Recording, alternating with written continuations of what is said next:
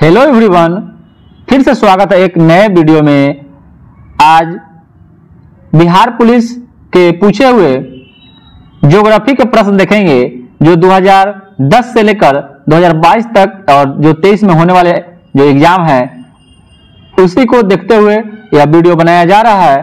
तो आप लोग इसको देखिए और अगर इसका पीडीएफ चाहते हैं तो इसका लिंक डिस्क्रिप्शन में दे दिया जाएगा, आप लोग वहां से भी इसको पहले बना सकते हैं। ठीक है, तो चलिए पहले प्रश्न से।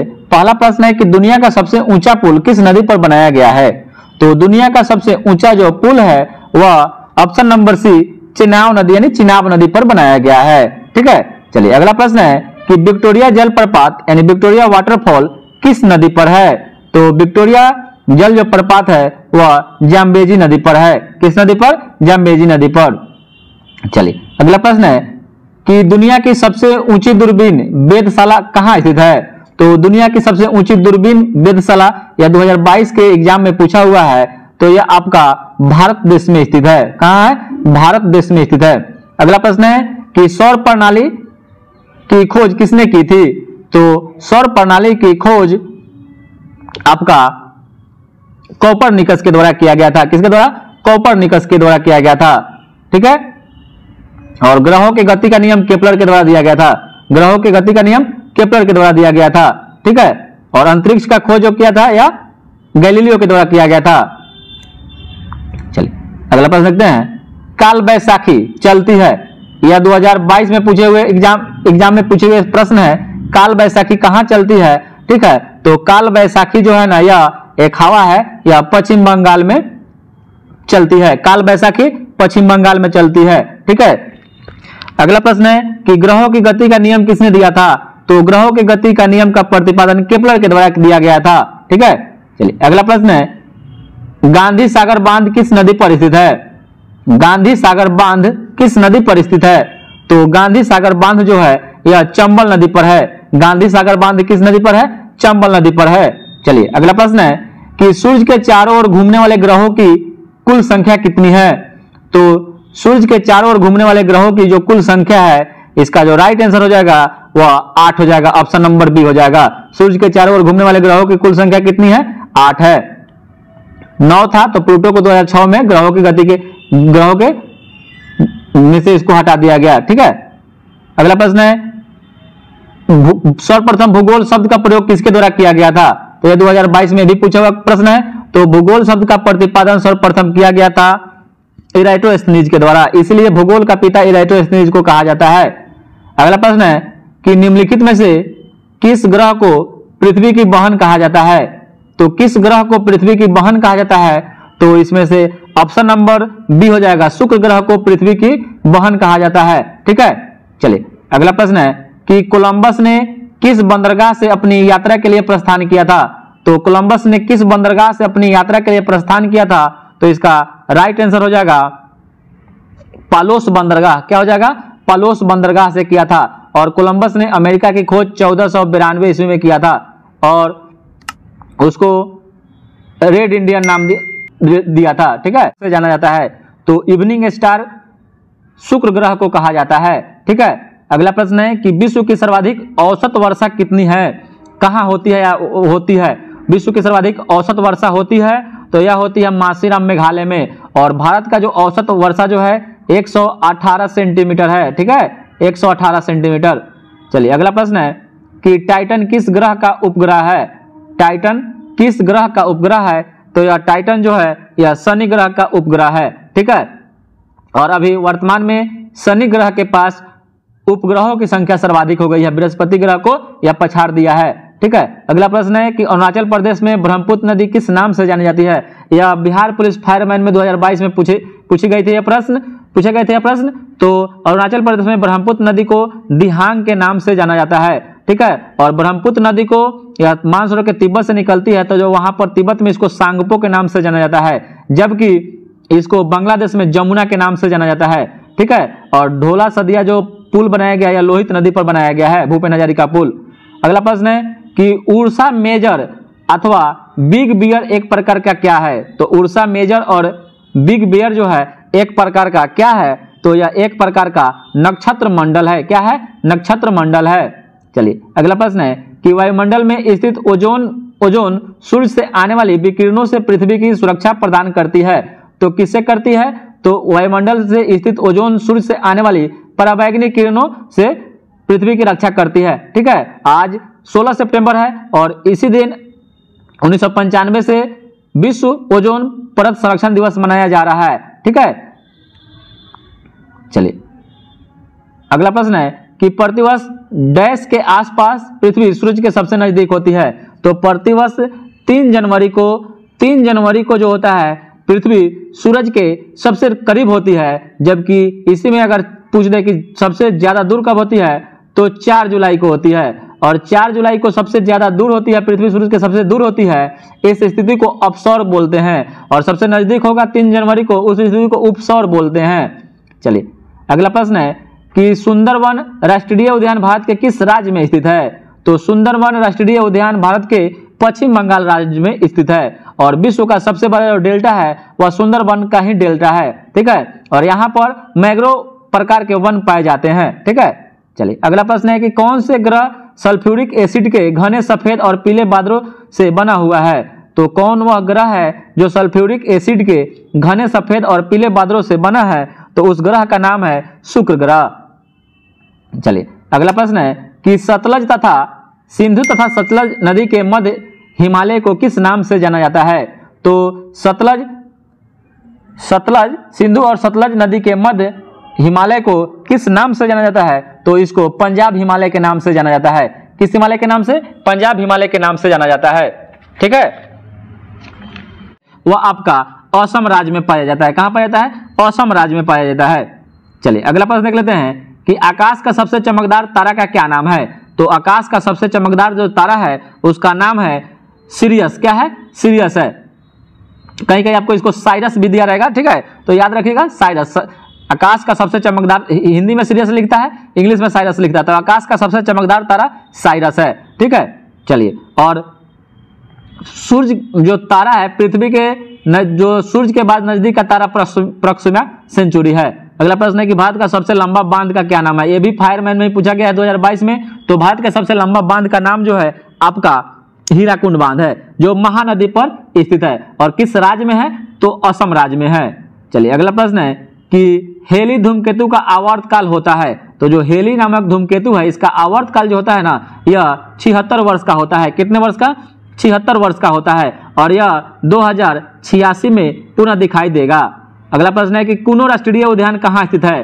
तो यह कुनो राष्ट्रीय उद्यान या मध्य प्रदेश में है और यहीं जो नामीबिया से 8 चीते लाए गए थे, यहीं कुनो राष्ट्रीय पार्क मध्य प्रदेश में रखे गए थे।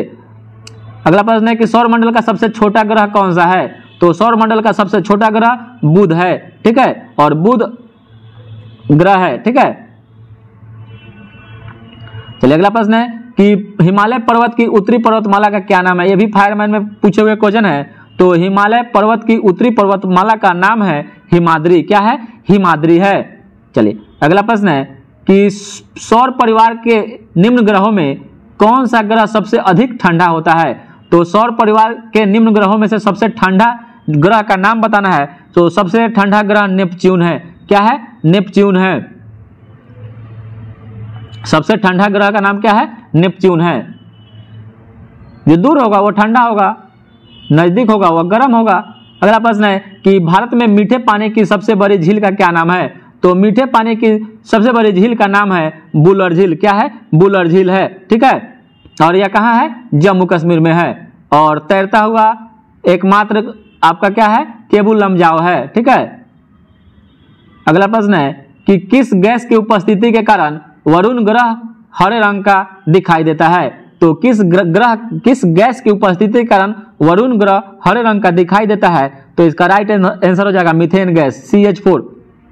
CH4 गैस की उपस्थिति के कारण वरुण ग्रह का रंग हरा दिखाई देता है। अगला प्रश्न है कि केप ऑफ गुड होप यानी उत्तरमासा अंतरिम को किसने खोजा था? तो केप ऑफ गुड होप का खोज करने वाले वैज्ञानिक आदमी का नाम था बार्थोलोम्यू डियाज। क्या था? Bartholomew Diaz. और इसी रास्ते से होकर, केप ऑफ गुड होप के रास्ते से होकर वास्को डी गामा भारत आया था और भारत की समुद्री मार्ग की खोज 1498 ईस्वी में किया। ठीक है। अगला प्रश्न देख लेते हैं कि सौर मंडल का दूसरा सबसे बड़ा ग्रह का नाम क्या है। तो सौर मंडल के दूसरे सबसे बड़े ग्रह का नाम शनि है। ठीक है, पहला बृहस्पति, दूसरा शनि। अगला प्रश्न है कि भारत की कौन सी नदी हीराकुंड बांध से संबंधित है। तो हीराकुंड बांध से संबंधित नदी का नाम है महानदी। क्या है? महानदी है। अगला प्रश्न है कि शनि ग्रह का सबसे बड़ा उपग्रह का क्या नाम है। तो शनि ग्रह के सबसे बड़े उपग्रह का नाम टाइटन है। क्या है? टाइटन है। अगला प्रश्न है कि निम्नलिखित में से कौन सी भौतिक भूगोल की एक शाखा नहीं है। तो भौतिक भूगोल की एक शाखा नहीं है, इसमें ऑप्शन नंबर डी हो जाएगा, कृषि भूगोल। यह भौतिक भूगोल की एक शाखा नहीं है, जबकि मौसम विज्ञान, जैव भूगोल, समुद्र विज्ञान यह सब भौतिक भूगोल की शाखा है, जबकि कृषि भूगोल भौतिक भूगोल की शाखा नहीं है। अगला प्रश्न है कि लाल रंग का दिखाई देने वाला ग्रह का नाम बताना है। तो लाल रंग का दिखाई देने वाले ग्रह का नाम है मंगल। क्या है? मंगल है। अगला प्रश्न है कि अधिक जनसंख्या वाले देशों के समूह में से कौन सा अवरोही क्रम में है। ठीक है, अवरोही क्रम में आपको बताना है। तो इसमें से ऑप्शन नंबर जो हो जाएगा, ऑप्शन नंबर बी हो जाएगा। क्या हो जाएगा? बी हो जाएगा। अवरोही क्रम, पहले चीन आएगा, तब भारत आएगा, तब यूएस आएगा, अब इंडोनेशिया आएगा। और ये अब के प्रश्न में पूछेगा तो पहले चीन रहेगा, तब पहले भारत रहेगा, तब चीन रहेगा, तब अमेरिका, तब इंडोनेशिया, ऐसे ऑप्शन में अब रहेगा। ठीक है, क्योंकि अमेरिका को पछाड़कर भारत जनसंख्या में नंबर 1 देश बन गया है। अगला प्रश्न है कि साउथ पोल पहुंचने वाला प्रथम व्यक्ति कौन था। तो साउथ पोल यानी दक्षिणी ध्रुव पर पहुंचने वाला प्रथम व्यक्ति का नाम आपको बताना है। तो यह था एमंडसेन। ठीक है, एमंडसेन। और उत्तरी ध्रुव पर पहुंचने वाले व्यक्ति का नाम था पियरी, रॉबर्ट पियरी। अगला प्रश्न है कि 2011 में भारत के निम्नलिखित पूर्वोत्तर राज्यों में से किसमें महिला साक्षरता दर तुलनात्मक रूप से न्यूनतम है। तो 2011 के जनसंख्या के अनुसार बताना है, और भी पूर्वोत्तर राज्य में। तो इसका ऑप्शन नंबर ए हो जाएगा, असम। यहाँ तक यहाँ महिला साक्षरता दर और के तुलना में, जैसे मणिपुर, मेघालय, सिक्किम है, इसके तुलना में असम में महिला साक्षरता दर कम है, न्यूनतम है। अगला प्रश्न है कि सुपरनोवा क्या है। सुपरनोवा, एक सुपरनोवा क्या है।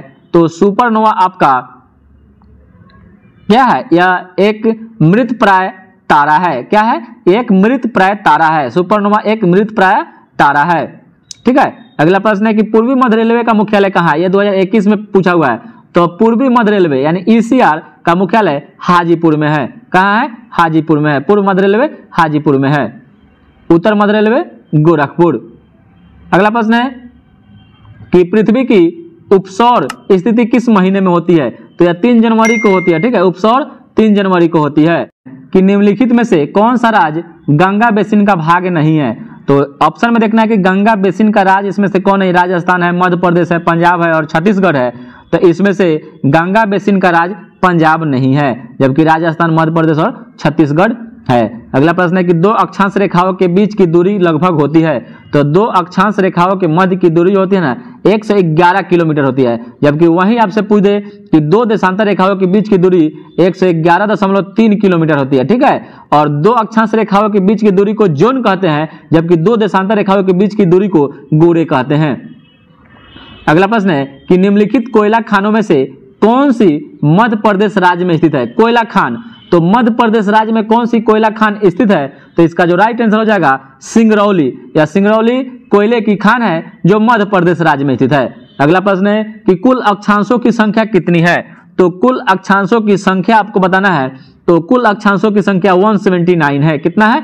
179। अगला प्रश्न है कि कैलिफोर्निया उत्तरी अमेरिका के डैश तट की ओर स्थित है। तो कैलिफोर्निया उत्तरी अमेरिका के किस तट पर स्थित है। तो इसका जो राइट आंसर हो जाएगा यह पश्चिमी तट पर है। कैलिफोर्निया उत्तरी अमेरिका के पश्चिमी तट पर स्थित है। उत्तरी अमेरिका के पश्चिमी तट पर स्थित है। अगला प्रश्न है कि एक देशांतर रेखा के बीच कितना समय अंतराल होता है। तो एक देशांतर के अंतराल कितना समय का अंतराल होता है। तो इसका जो राइट आंसर हो जाएगा वह हो जाएगा 4 मिनट का। ठीक है, और विश्व का सबसे ऊंचा बांध कौन सा है। तो विश्व का सबसे ऊंचा जो बांध है, विश्व का सबसे यहाँ ऊंचा नहीं होगा, लंबा होगा। ठीक है, विश्व का सबसे लंबा बांध यह हीराकुंड बांध है जो भारत में है। अगला प्रश्न है कि अंतर्राष्ट्रीय तिथि रेखा किसे कहते हैं। तो अंतर्राष्ट्रीय तिथि रेखा 180 डिग्री देशांतर को कहते हैं, जिसका स्थापना 1884 ईस्वी में हुआ था। और इसी दिन भारत में कर्नाटक उच्च न्यायालय की स्थापना हुई थी। ठीक है, चलिए अगला प्रश्न है कि भारत के किस राज्य में सबसे अधिक पवन ऊर्जा का निर्माण होता है। ये 2020 में पूछा हुआ है फॉरेस्ट गार्ड में। तो भारत के किस राज्य में सबसे अधिक पवन ऊर्जा का निर्माण होता है। तो पवन ऊर्जा का सबसे ज्यादा निर्माण जो होता है वह आपका तमिलनाडु में होता है। पवन ऊर्जा का सबसे ज्यादा निर्माण तमिलनाडु में होता है। अगला प्रश्न है कि 23.5 डिग्री उत्तरी काल्पनिक रेखा को क्या कहते हैं। तो 23.5 डिग्री उत्तरी काल्पनिक रेखा को कर्क रेखा कहते हैं, जो भारत के 8 राज्यों से होकर गुजरती है। ठीक है, और कर्क रेखा पर स्थित भारत का कौन सा राज्य शहर है। तो रांची शहर है, कर्क रेखा पर ही स्थित है। और 23.5 डिग्री दक्षिणी अगर पूछ दे काल्पनिक रेखा को मकर रेखा कहते हैं। ठीक है, चलिए अगला प्रश्न है कि डोडो क्या है। ये भी फॉरेस्ट गार्ड 2020 में पूछा हुआ है डोडो। तो डोडो क्या है। तो डोडो एक विलुप्त पक्षी है। ठीक है, अगला प्रश्न है कि ग्रीनविच मध्य रेखा यानी जीएमटी तथा भारतीय प्रमाण समय आईएसटी के बीच समय अंतराल कितना है। तो ग्रीनविच मध्य रेखा और भारतीय प्रमाण समय के बीच जो समय अंतराल है वह 5.5 घंटा का है, और 5.5 घंटा हम लोग आगे हैं। ठीक है, कि राजस्थान में केवलादेव राष्ट्रीय उद्यान किसके लिए प्रसिद्ध है। तो राजस्थान में केवलादेव जो है राष्ट्रीय उद्यान यह किस लिए प्रसिद्ध है। तो यह प्रसिद्ध है पक्षी के लिए। ठीक है, और यह भरतपुर में स्थित है। अगला प्रश्न है कि ग्रीनविच किस देश में स्थित है। तो ग्रीनविच जो है यह यूके में है। कहाँ है, यूके में है। अगला प्रश्न देखते हैं कि राष्ट्रीय उद्यान जो भारत के छत्तीसगढ़ राज्य में स्थित है कौन सा है। तो राष्ट्रीय उद्यान जो भारत के छत्तीसगढ़ में है, ऑप्शन में देख लेना है। तो छत्तीसगढ़ में कौन सा है। तो इसका जो राइट आंसर हो जाएगा आपका कांगेर घाटी, और कांगेर घाटी जो है आपका यह छत्तीसगढ़ में है। ठीक है, कांगेर घाटी कहाँ है, छत्तीसगढ़ राज्य में स्थित है। यह भी 2020 में पूछा हुआ प्रश्न है। अगला प्रश्न है कि निम्नलिखित में से कौन सा आग्नेय चट्टान का एक प्रकार है। आग्नेय चट्टान, ठीक है, इग्नियस का प्रकार आपको बताना है। ठीक है, तो आग्नेय चट्टान का जो प्रकार इसमें से हो जाएगा आपका ग्रेनाइट हो जाएगा। ग्रेनाइट कौन सा चट्टान का प्रकार है। तो आग्नेय चट्टान का प्रकार है। अगला प्रश्न है कि निम्नलिखित में से कौन सी वायुमंडलीय परत रेडियो संचार में मदद करती है। तो वायुमंडलीय परत का नाम बताना है जो रेडियो संचार में मदद करती है। तो वो उसका नाम हो जाएगा आयन मंडल। ठीक है, और क्षोभ मंडल में सारी मौसम घटनाएं होती रहती है, और वायुमंडल समताप मंडल में ही वायुयान को उड़ाया जाता है। अगला प्रश्न है कि चूना पत्थर जिसको लाइमस्टोन बोलते हैं, इसका कायांतरित रूप आपको बताना है। कायांतरित रूप कौन सा होता है। तो चूना पत्थर का जो कायांतरित रूप होता है वह आपका संगमरमर होता है। क्या होता है, संगमरमर होता है। अगला प्रश्न है कि निम्नलिखित में से कौन से 3R पर्यावरण रक्षा से जुड़े हुए हैं। तो कौन सा 3 गो जो R है वह पर्यावरण से जुड़ा हुआ है।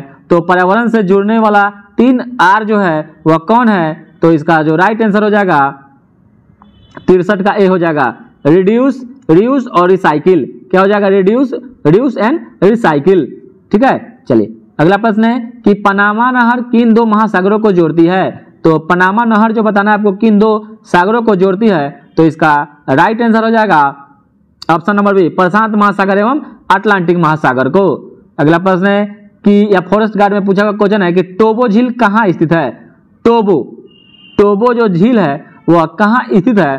तो टोबो जो झील है वह आपका सुमात्रा में है। कहाँ है, सुमात्रा में है। अगला प्रश्न है कि सुनामी किस भाषा का शब्द है। तो जो सुनामी है यह जापानी भाषा का शब्द है जिसमें टी साइलेंट होता है, TSUNAMI होता है, सुनामी। ठीक है, तो यह जापान का शब्द है, जापानी भाषा का शब्द है। ठीक है, अगला प्रश्न है कि बिहार के निम्नलिखित जिला में से कौन सा बिहार के नक्शे पर सर्वाधिक पूर्व में है। तो सर्वाधिक जो पूर्व में जिला है उसका बताना है। तो इसमें राइट आंसर हो जाएगा किशनगंज, कटिहार, पूर्णिया सब पूर्व में ही है, लेकिन सबसे ज्यादा पूर्व में है किशनगंज हो जाएगा। अररिया भी है। ठीक है, अगला प्रश्न है कि तरल पदार्थों से होकर न गुजर सकने वाली भूकंपीय लहर कौन सी होती है। तो तरल पदार्थों से होकर कौन सी भूकंपीय लहर नहीं गुजर सकती है। तो इसका जो राइट आंसर हो जाएगा वह एस प्रकार की जो तरंगे होती है, सेकेंडरी वेव जिसको बोलते हैं, वह तरल पदार्थ होकर से नहीं गुजर सकती है। जबकि पी जो होती है वह किसी भी प्रकार के भूकंपीय लहर से होकर गुजर सकती है, जिसको प्राइमरी भूकंप कहते हैं। ठीक है, पी। अगला प्रश्न है कि फॉरेस्ट गार्ड में पूछा हुआ 2020 में कि भारत का उष्णकटिबंधीय वन शोध संस्थान कहाँ स्थित है। तो उष्णकटिबंधीय वन शोध संस्थान भारत के किस राज्य या किस जगह पर स्थित है। तो इसका राइट आंसर हो जाएगा जबलपुर में। कहाँ है, जबलपुर में। अगला प्रश्न है कि सिस्मोग्राफ किसे मापने के लिए काम में लाया जाता है? तो सिस्मोग्राफ जो है किसे मापने के लिए काम में लाया जाता है? तो यह मापा जाता है, इससे भूकंपीय तरंग मापा जाता है। क्या मापा जाता है? भूकंपीय तरंग, भूकंप मापा जाता है। और इसी में कभी कभी आपसे पूछा जाता है कि भूकंप के तरंग की तीव्रता किससे मापते हैं? तो रिएक्टर स्केल से मापते हैं। अगला प्रश्न भी फॉरेस्ट गार्ड में ही पूछा हुआ है कि भारत में कोयले के भंडार और उत्पादन के संबंध में सबसे अमीर राज्य कौन सा है? तो कोयला के भंडार और उत्पादन के संबंध में सबसे अमीर राज्य जो है यह आपका झारखंड है। ठीक है। अगला प्रश्न है कि सिस्मोग्राफी किसका विज्ञान है? तो सिस्मोग्राफी जो है यह भूकंप का विज्ञान है। किसका विज्ञान है? भूकंप का विज्ञान है। अगला प्रश्न है कि बिहार के डैश जिले में नागी बांध है। बहुत इंपॉर्टेंट क्वेश्चन है, या फॉरेस्ट गार्ड 2020 में पूछा हुआ है। नागी बांध, नागी बांध जो है किस जिला में स्थित है? तो यह आपका जमुई जिला में है। नागी बांध जो है यह जमुई जिला में है। अगला प्रश्न है कि संसार का सर्वाधिक सक्रिय ज्वालामुखी कौन सा है? तो संसार का सर्वाधिक सक्रिय ज्वालामुखी का नाम आपको बताना है। तो संसार का सर्वाधिक सक्रिय ज्वालामुखी जो है यह आपका किलायु है। क्या है? किलायु है। किलायु जो हवाई द्वीप पर स्थित है। कहाँ है? हवाई द्वीप पर स्थित है। हवाई द्वीप पर किलायु जो है संसार का सर्वाधिक सक्रिय ज्वालामुखी है, जो हवाई द्वीप पर स्थित है। अगला प्रश्न ये भी आपका बिहार पुलिस कांस्टेबल में पूछा हुआ 2020 में कि कश्मीर घाटी निम्नलिखित में से किन पर्वतों श्रेणियों के बीच में स्थित है? कश्मीर घाटी। तो जो कश्मीर घाटी जो है यह आपका पीर पंजाल और बृहत हिमालय के बीच में स्थित है। कश्मीर घाटी पीर पंजाल और बृहत हिमालय के बीच में स्थित है। अगला प्रश्न है कि निम्नलिखित में से किसे पृथ्वी का सुरक्षा कवच कहा जाता है? तो पृथ्वी का सुरक्षा कवच किसे कहा जाता है? तो पृथ्वी का सुरक्षा कवच या ओजोन गैस को कहा जाता है। ओजोन परत कहिए, ओजोन गैस कहिए। ठीक है, पृथ्वी का सुरक्षा कवच कहा जाता है। अगला प्रश्न है कि पुछताछ एक घास है जो किस प्रदेश या किस देश में पाया जाता है? तो पुछताछ जो घास है यह आपका हंगरी प्रदेश या हंगरी देश में पाया जाता है, जबकि विलीबुली एक मतलब स्थानीय पवन है, यह आपका ऑस्ट्रेलिया में चलती है। और डाउन्स भी घास का मैदान है, ये ऑस्ट्रेलिया में ही पाया जाता है। ठीक है। अगला प्रश्न है कि बिहार एवं उत्तर प्रदेश राज्यों की सम्मिलित परियोजना का क्या नाम है? यह भी 2020 में बिहार पुलिस कांस्टेबल में पूछा हुआ है। तो बिहार और उत्तर प्रदेश राज्य का सम्मिलित परियोजना का नाम है आपका गंडक परियोजना। कौन परियोजना? गंडक परियोजना। और सबसे पुरानी घाटी दामोदर घाटी है, इसका स्थापना 1948 ईस्वी में किया गया था। ठीक है। और रिंग ऑफ फायर को आप निम्नलिखित में से किस महासागर से संबंध करेंगे? तो रिंग ऑफ फायर जो है ना यह प्रशांत महासागर के चारों ओर स्थित है। चलिए अगला प्रश्न है कि यह भी आपका पूछा हुआ है 2020 में ही, भारत में जैव विविधता की दृष्टि से कौन सा तप्त में शामिल है? तप्त स्थल शामिल है। तो जैव विविधता की दृष्टि से जो आपका शामिल जगह का नाम बताना है वो आपका पश्चिमी घाट है और नीलगिरी की पहाड़ियाँ हैं। ठीक है। और ये अरावली पहाड़ियाँ या आपका अवशिष्ट मतलब जिसको बोलते हैं पहाड़। ठीक है। भंत्रोस पर्वत का उदाहरण है, ये भी कह सकते हैं, वलित का नहीं है। ठीक है। अगला प्रश्न है कि विश्व में सबसे लंबी पर्वत श्रेणी कौन सी है? तो विश्व में सबसे लंबी पर्वत श्रेणी का नाम है आपका एंडीज पर्वत श्रेणी। ठीक है। अगला प्रश्न भी पूछा हुआ 2020 में, कुलगार्डी किसके लिए प्रसिद्ध है? तो कुलगार्डी जो है ना यह आपका सोना के लिए प्रसिद्ध है। ठीक है। कोलार खान भी आपका सोना के लिए ही प्रसिद्ध है। अगला प्रश्न है कि एंडीज पर्वत उदाहरण है। तो एंडीज जो पर्वत है कौन से पर्वत का उदाहरण है? एंडीज तो जैसे हिमालय आपका वलित पर्वत का उदाहरण है, वैसे ही एंडीज जो है आपका वलित पर्वत का ही उदाहरण है। ठीक है। एक अवशिष्ट पर्वत होता है। ठीक है। एक भंत्रोस पर्वत होता है। ठीक है। अगला प्रश्न है कि कर्क रेखा और मकर रेखा के बीच के क्षेत्र को क्या कहते हैं? तो कर्क रेखा और मकर रेखा के बीच के क्षेत्र को उष्ण कटिबंध कहते हैं। क्या कहते हैं? उष्ण कटिबंध कहते हैं। अगला प्रश्न है कि निम्नलिखित में से किसे श्वेत पर्वत के नाम से जाना जाता है? तो श्वेत पर्वत के नाम से किसे जाना जाता है? तो श्वेत पर्वत के नाम से धौलागिरी को जाना जाता है। किसको? धौलागिरी को श्वेत पर्वत के नाम से जाना जाता है। अगला प्रश्न है कि बिहार का शोक, यह भी 2020 में पूछा हुआ है, बिहार का शोक कोसी नदी को कहा जाता है, जबकि बंगाल का शोक दामोदर नदी को कहा जाता है। चलिए अगला प्रश्न है कि वायुमंडल में सर्वाधिक कौन सी गैस मिलती है? तो वायुमंडल में सर्वाधिक गैस जो है यह आपका नाइट्रोजन है, जो लगभग 78% यानी 78.03% के बराबर पाया जाता है। ठीक है। लगभग 78% आप मार सकते हैं, नाइट्रोजन सबसे ज्यादा पाया जाता है। अगला प्रश्न है कि निम्नलिखित में से कौन सा युग्म सही सुमेलित नहीं है। तो सही सुमेलित नहीं है ये आपको बताना है। जैसे एक तरफ स्थानीय हवा है, एक तरफ देश है, चिन्युक या उत्तरी अमेरिका में यूएसए में चल यानी अमेरिका में चलती है, सही है। फोन जो है, फोन या आपका आल्प्स पर्वत यानी स्विट्जरलैंड में चलता है, सही है। अगला प्रश्न है कि लू भारत में चलता है लेकिन सिरोको जो है ना या कनाडा में नहीं चलता है, यही आपका सही आंसर हो जाएगा। ठीक है, चलिए कि वातावरण में सबसे ज्यादा ओजोन का संकेंद्रण कहाँ है। तो वातावरण में सबसे ज्यादा ओजोन का जो संकेंद्रण है वह आपका समताप मंडल में है। ठीक है, और वास्को डी गामा ने भारत की खोज कब की थी। तो यह 20 मई 1498 ईस्वी में किया था। ठीक है, चलिए अगला प्रश्न है कि मेघ गर्जन वायुमंडल की किस परत में होती है। तो जो मेघ गर्जन है वह आपका क्षोभ मंडल में होता है, यानी जितना भी मौसमी घटनाएं हैं सब आपका क्षोभ मंडल में होता है। और अगला प्रश्न है कि गांधी सागर बांध जो है निम्न में से किसका हिस्सा है। तो यह भी 2020 में ही पूछा हुआ है। तो गांधी सागर जो बांध है वह आपका चंबल परियोजना का हिस्सा है, चंबल परियोजना का। ठीक है, अगला प्रश्न है कि निम्नलिखित में से कौन सी स्थानीय पवन को हवा यानी हवा को डॉक्टर हवा के नाम से जाना जाता है। तो डॉक्टर हवा के नाम से हरमटन को कहा जाता है। हरमटन स्थानीय एक पवन है, ठीक है, जिसको डॉक्टर हवा के नाम से यानी डॉक्टर वायु के नाम से जाना जाता है। ठीक है, तो इसका राइट आंसर हो जाएगा हरमटन। ठीक है, अगला प्रश्न है कि भारत के उत्तरी पश्चिमी भाग में शीतकालीन वृष्टि मुख्य रूप से किस कारण से होती है। तो भारत के उत्तरी पश्चिमी भाग में शीतकालीन वृष्टि का जो मुख्य रूप से किस कारण से होती है। तो इसका राइट आंसर हो जाएगा पश्चिमी विक्षोभ के कारण होती है। ठीक है, उत्तरी पश्चिमी भाग में शीतकालीन जो वृष्टि होती है या पश्चिमी विक्षोभ के कारण होती है। और अगला प्रश्न है कि विश्व की सबसे बड़ी खरे पानी की झील कौन सी है। तो विश्व की सबसे बड़ी खरे पानी की झील का नाम है कैस्पियन सागर। ठीक है, चलिए अगला प्रश्न है कि पूर्व पश्चिम गलियारा में पूर्वोत्तर भाग कौन सा है। तो पूर्व पश्चिम गलियारा में पूर्वोत्तर भाग का नाम है आपका सिलचर। क्या है, सिलचर। और अगला प्रश्न है कि विश्व की सर्वाधिक गहरी झील का नाम है। तो विश्व की सर्वाधिक गहरी झील का नाम आपको बताना है। तो इसका राइट आंसर हो जाएगा बैकाल झील। और टिटिकाका झील को इसको हनीमून लेक झील के नाम से भी जाना जाता है। और अगला प्रश्न है कि हम्बनटोटा बंदरगाह जो है यह 2019 में पूछा हुआ क्वेश्चन है। तो हम्बनटोटा जो बंदरगाह है यह आपका श्रीलंका देश में स्थित है। ठीक है, और अगला प्रश्न है कि विश्व की सर्वाधिक लवणीय झील का क्या नाम है। तो विश्व की सर्वाधिक लवणीय झील का नाम है वान झील। क्या है, जो तुर्की में है वान झील, जिसमें लवणता की मात्रा 330% है। तो आज के लिए इतना ही दोस्तों, फिर दूसरे वीडियो को लेकर आप लोगों के सामने उपस्थित होंगे।